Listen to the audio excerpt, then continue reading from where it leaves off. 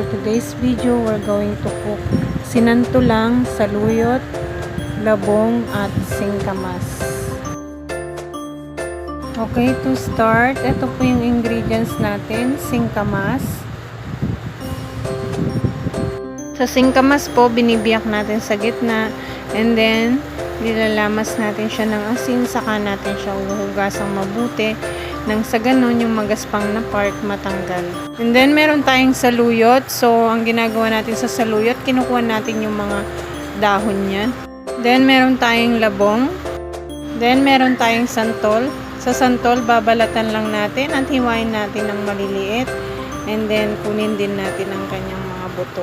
Start na tayong magluto. So meron tayong 2 basong tubig. And then 3 scoop na boneless bagoong.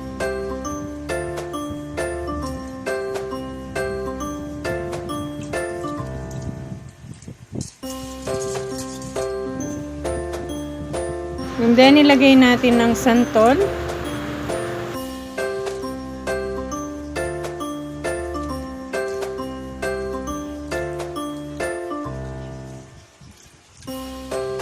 And then isa lang na natin at hintayin natin itong kumulo. So pag kumulo na ang ating bagoong na may santol, ilagay naman natin ang ating mga gulay, ang singkamas.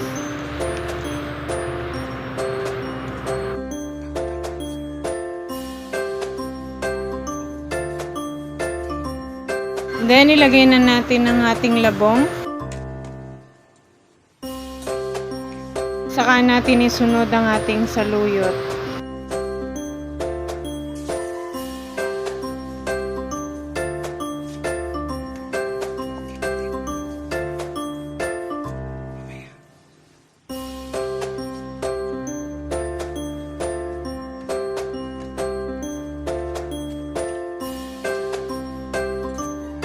And then, i-dip natin siya.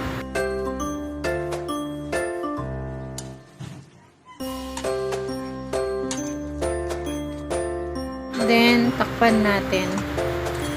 Pagkakulo, i-check natin siya. Haluin ng konti.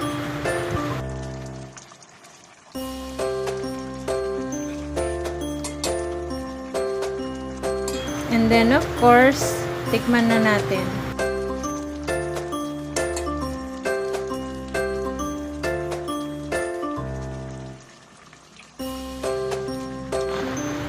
Okay, approve. Luto na to.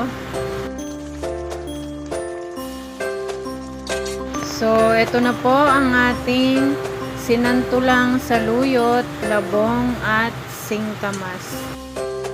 And po, sana nag-enjoy kayo ngayon sa ating video at may natutunan. Marami pong salamat. God bless us all.